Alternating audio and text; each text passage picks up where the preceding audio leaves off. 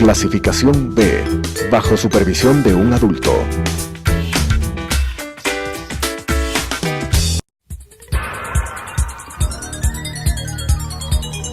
Las opiniones vertidas en este espacio por la producción y dirección del programa son de exclusiva responsabilidad de sus autores y de quienes intervienen en ellos.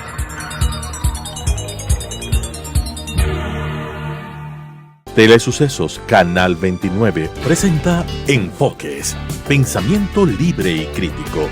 Día a día buscaremos diferentes visiones para la comprensión de la realidad del tercer milenio. Enfoques, un espacio que une noticia, análisis y opinión. Bienvenidos. Gracias por estar con nosotros aquí en Enfoque semana a semana. Tenemos como invitado al doctor René Ortiz, quien es experto en el tema de hidrocarburos en el mercado petrolero, con quien queremos hablar sobre lo que está pasando en el mundo.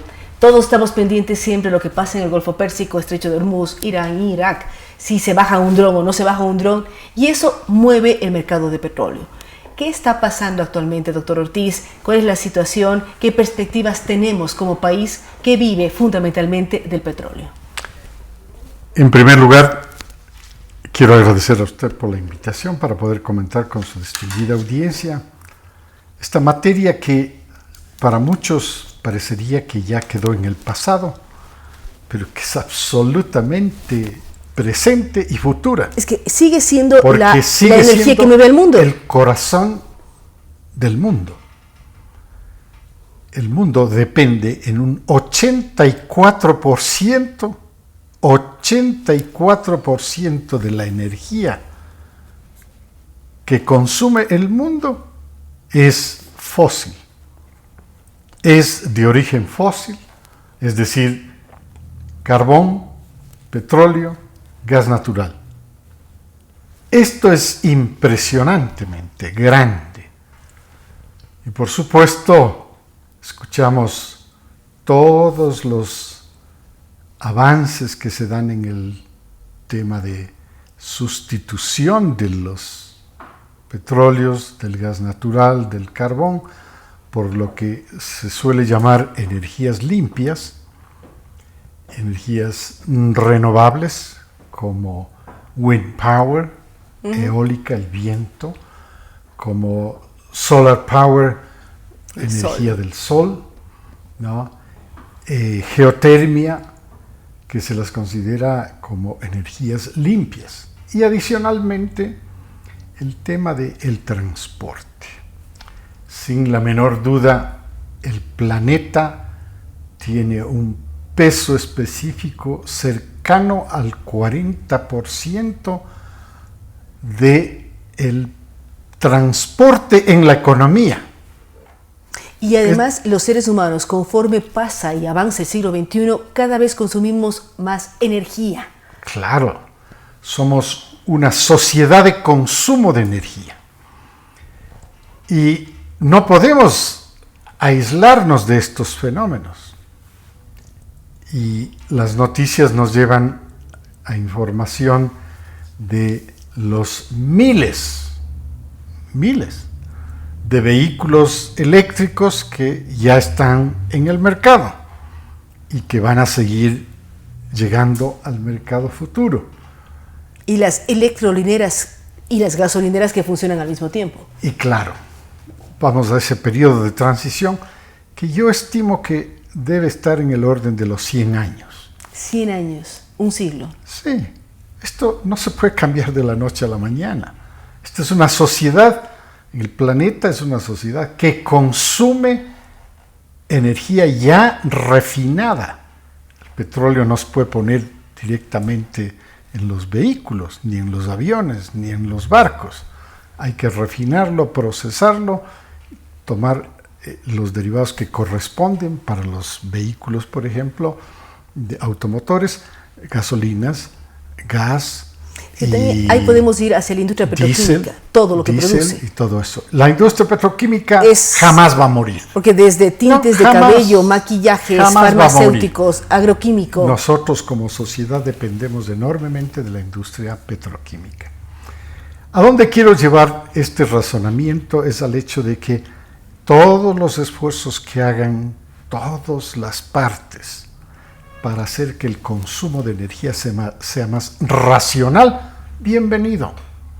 La industria del petróleo como tal sigue teniendo el más grande peso específico. Es más grande que la industria del gas, es más grande que la industria del carbón y por supuesto es infinitamente más grande que la industria solar, la industria eólica y la industria geotérmica, por ponerlo en esos términos. Entonces, nos estamos acomodando, quiero decir, el planeta se está acomodando a todas estas energías. El hecho es que no podemos prescindir de estas energías. Tenemos que vivir con ellas y claro, cada una en el mercado, que afortunadamente es libre, es decir, uno puede seleccionar. Yo diría, que afortunadamente, del lado del mundo en el que vivimos es libre. Del consumo es libre y queremos consumir este tipo de combustible para generar nuestra energía, queremos este otro tipo y así sucesivamente, y tenemos toda esta gama a nuestra disposición. Entonces las gasolineras también se vuelven despachadoras de electricidad y claro, esto va a tomar su tiempo y el tiempo es algo con lo que uno no puede necesariamente decir que lo maneja. No, al contrario, es el menos manejable que uno puede imaginarse. Todo está dentro de las expectativas y dentro de los riesgos. Ahora bien, estos fenómenos que están ocurriendo en la sociedad de cambio, incluyendo los tres más importantes que están poniendo a un lado la globalización y que emerge una nueva sociedad con la tecnología, con la robótica y con la inteligencia artificial. Pero yo no dejaría de lado la globalización. No, la globalización nos ha llevado a todo esto. No, yo le quiero mostrar que en efecto se está produciendo un reemplazo, o sea, la globalización se está quedando al margen de esto que todavía no tiene un nombre. Es que la globalización permitió una serie de temas y seguramente esto rebase la inteligencia artificial a la globalización, pero ¿qué hace al final del cuento? Nos unifica a todos como un todo planetario. Sí, pero en esencia la globalización es comercio.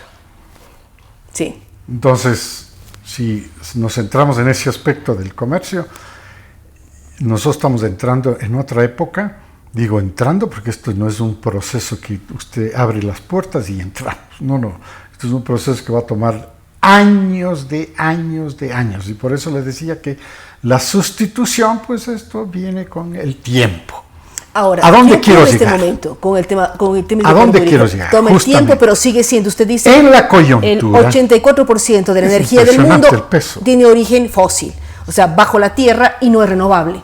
Entonces, en la coyuntura de los problemas de Medio Oriente, ¿qué va a pasar? Muy bien. ¿O qué puede pasar? Esto ya es un análisis de coyuntura, ¿no es cierto? En el análisis de coyuntura vemos que los mercados reaccionan con nerviosismo frente a situaciones que se presentan en los pasos más importantes de navegación por donde circulan buques que mueven petróleo. Porque el petróleo y los derivados se mueven. No se manda por mail ni por WhatsApp. Exactamente, muy bien. Funcionan o se mueven a través de, en tierra, gasoductos o camiones y en mar a través de barcos. ¿No? Por aire no hay cómo mandarlos. Sigue siendo demasiado pequeño el avión para los volúmenes que se transportan de crudo o derivados.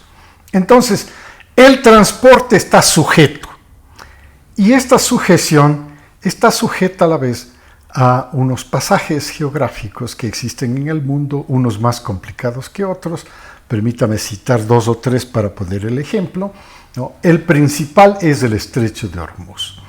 Si quisiera que me ayude, René, a ubicar específicamente, porque hay muchas personas que escuchan pero no saben en qué parte del planeta geográficamente está. Geográficamente dónde está. Bueno, si ustedes navegan en un mapa en el internet, ahora que es posible que todos, casi todos estemos con esa capacidad de movernos en el internet, encuentren Golfo Pérsico. Y ese Golfo Pérsico tiene una salida, como un golfo, pues, es una gargantita que se llama el Estrecho de Hormuz. Esta es la conexión entre el Golfo Pérsico a través del Estrecho de Hormuz y llega al Golfo de Omán y al inmenso Océano Índico. Entonces ya entró a alta mar, digamos. Donde ya no hay estrechos ya ni no hay canales. estrechos, la navegación es libre y de todas maneras también existe la Convención del Mar en la que hay reglas para manejarse en el mar, así como hay reglas para manejarse en tierra, carreteras y todo eso. Aire, todo está regulado, todo está perfectamente funcionando. Y por eso es que se ponen nerviosos los mercados, cuando, por ejemplo, hay un ataque a dos barcos petroleros de los grandes, que se los conoce como VLCCs, ¿no? Muy grandes, tanqueros muy grandes, y que se declara abiertamente como una amenaza. Esto es solamente una alerta. Les amenazamos. Esto quiere decir que Irán no admite eso, pero detrás de las investigaciones está Irán, que indujo, lo que sea, a que se haga esta explosión, este ataque a un tanquero y después a un segundo tanquero y en tercer lugar a un dron. ¿No? Entonces, pero a un dron específico y especial. Porque no es un dron simple, sino un dron que cuesta mucho más que un helicóptero o mucho más que un dron que puede dar información, ¿no? Y que puede dar una información de un área gigantesca. Por eso es que Estados Unidos dice, nosotros estábamos en cielos abiertos, no estábamos invadiendo ningún cielo de Claro, ningún pero país. La respuesta del otro lado es, no sabíamos qué era y qué pena, pero pasó. El hecho es que estos incidentes, vale la pena ponerlos así, estos incidentes provocan nerviosismos en los mercados y a veces estos pueden reaccionar muy abruptamente y les hemos visto reaccionar así. Pero qué curioso, en esta ocasión no hay esa reacción como la teníamos nosotros hace unos 2 años, hace unos 5 o hace unos 10 años, en los que era una terrible preocupación que el Estrecho de Hormuz pudiera ser bloqueado porque por él circulan 19 millones de barriles por día. Otro accidente geográfico importantísimo está cercano al Golfo Pérsico, es la conexión que existe entre el Mar Rojo y el Mediterráneo canal de Suez, con el canal de Suez. Más o menos 4 millones de barriles por día. Hay otro que cruza justamente Singapur hacia Asia, ¿no? En dirección a Asia. Ahí circulan aproximadamente 15 millones de barriles. Pero digamos que están en situaciones menos o con menor cantidad de incidentes que el Estrecho de Hormuz. Bueno, ¿por qué? Tenemos el de Panamá, gracias por tenemos traer el de a colación. Panamá en América, Sí, pero ¿por digamos qué? que son de libre, en fin. Porque son pasajes en áreas sin conflicto. Este momento, No, especifiquemos. sin El rato menos conflicto. pensado puede llegar algo. No sé, yo no pienso que en Panamá pueda haber algún conflicto algún día. No se me ocurre. Es un país tan pacífico, no Sí, tiene pero complicaciones con nadie. Sí, pero debemos es tan recordar pequeño a la los vez. años no se 80 cree- con el señor Noriega, que Sí, había no riesgo se- de existir el canal. Sí, pero no se creen potencias, Sí. no se creen exportadores de nada. Irán es una situación diferente. Tiene una tradición histórica importantísima, tiene una población grande, tiene un territorio grande y tiene un potencial de recursos energéticos Y gigantesco yo y agregaría mineros. algo más. Y Tiene mineros. unos antecedentes de incidentes complejos, porque uno tiene que pensar en Teherán y tiene que pensar en una serie de elementos. Correcto. Y al otro lado, Irak con Bagdad, otras Entonces, historias. Esta población, este país, esta nación de Irán, como se la llama desde el año 38, no tiene más que una historia corta. famosa Mesopotamia. Antes era Persia. Persia. Y antes Mesopotamia, o sea, estamos Sí, en la y historia de la antes era humanidad. parte de Babilonia, digámoslo así. Entonces, esta área es muy rica, muy potente y lamentablemente experimentó al finales de los años 70 y principios de los años 80 del siglo pasado, experimentó le llamaron ellos la revolución islámica. Una revolución, cuando se da esa revolución, si tiene connotaciones estrictamente internas, bueno, pues se desenvuelve dentro de esa nación y hasta que las frutas se vayan acomodando, pueden suceder cualquier tipo de incidentes, hay muertos y heridos, hay los que están y los que no están, los opositores y los avanzados, etcétera, etcétera, pero cuando se proclama que la revolución islámica se va a exportar, entonces estamos ya mirando el escenario internacional en donde a dónde van a exportar. Si es una fe religiosa, la van a exportar al resto del mundo islámico. Entonces, ¿qué es la revolución islámica de Irán? Es chiita, que es un segmento del Islam, ¿no? Una parte del Islam, y que más o menos está calculado que son el 20% de toda esta gigantesca población islámica. El 20% es chiita y el 80% es suní. Entonces, ¿a dónde quieren exportar los iraníes su revolución?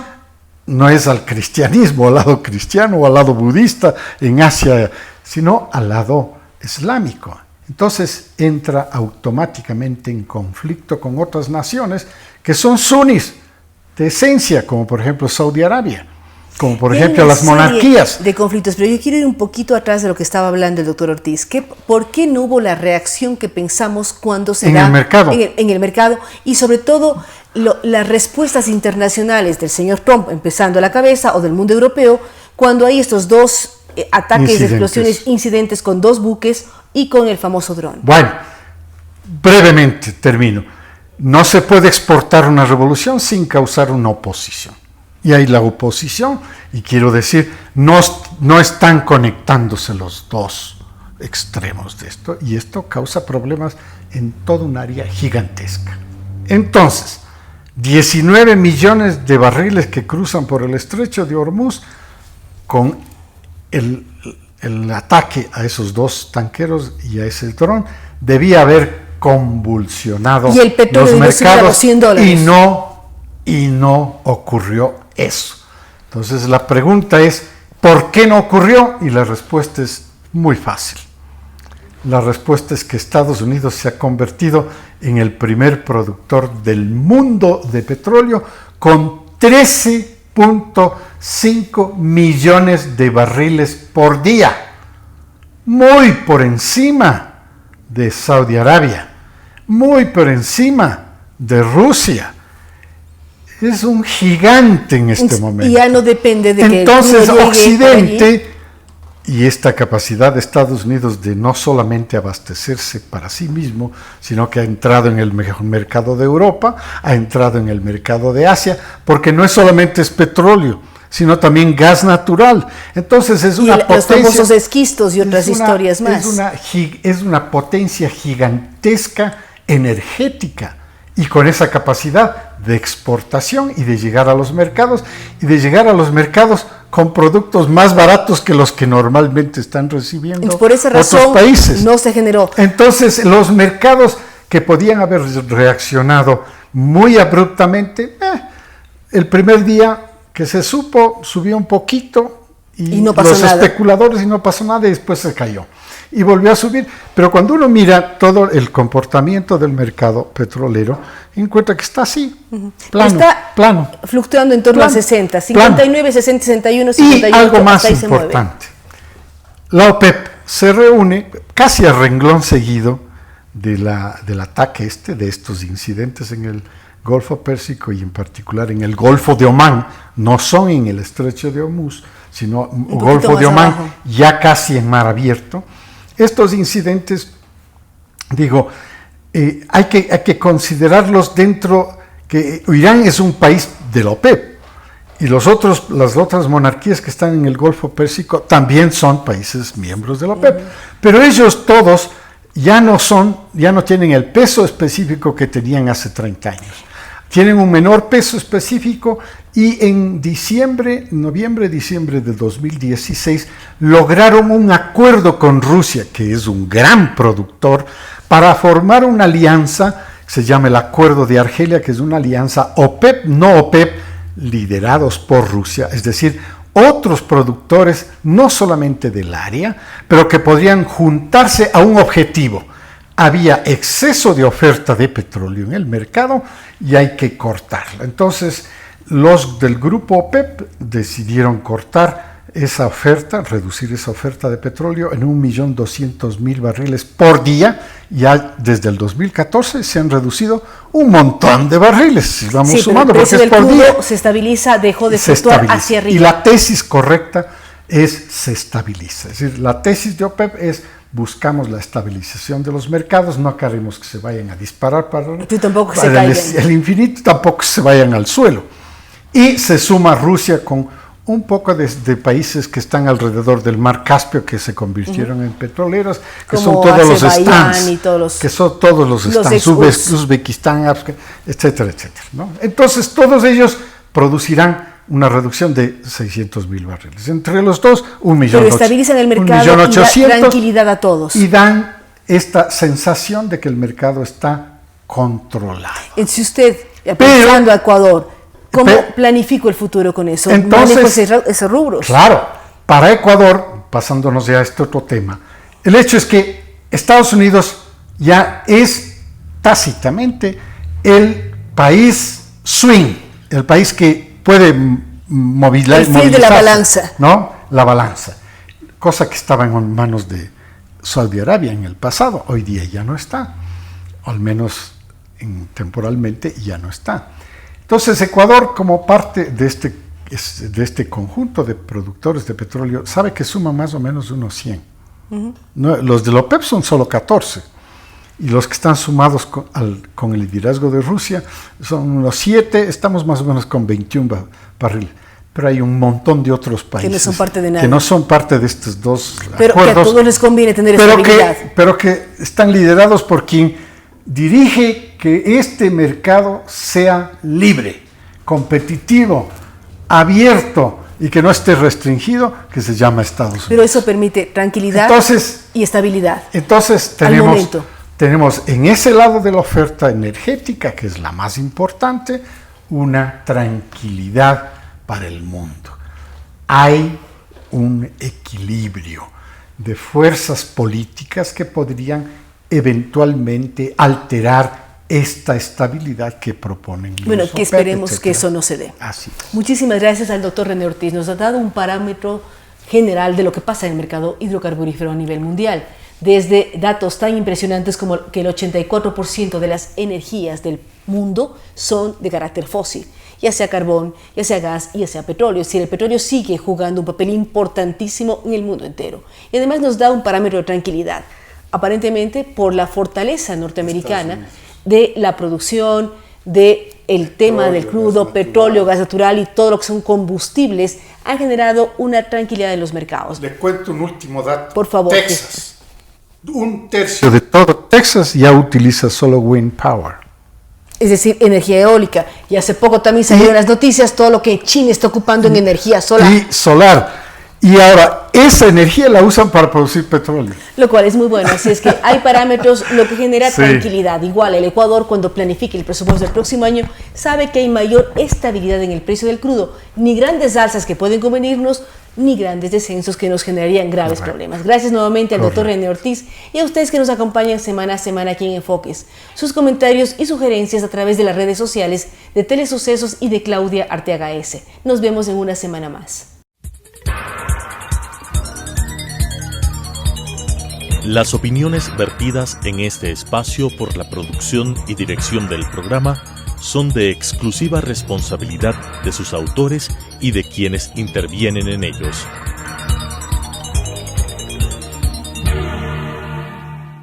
Telesucesos Canal 29 presentó Enfoques, pensamiento libre y crítico. Día a día buscaremos diferentes visiones para la comprensión de la realidad del tercer milenio. Enfoques, un espacio que une noticia, análisis y opinión.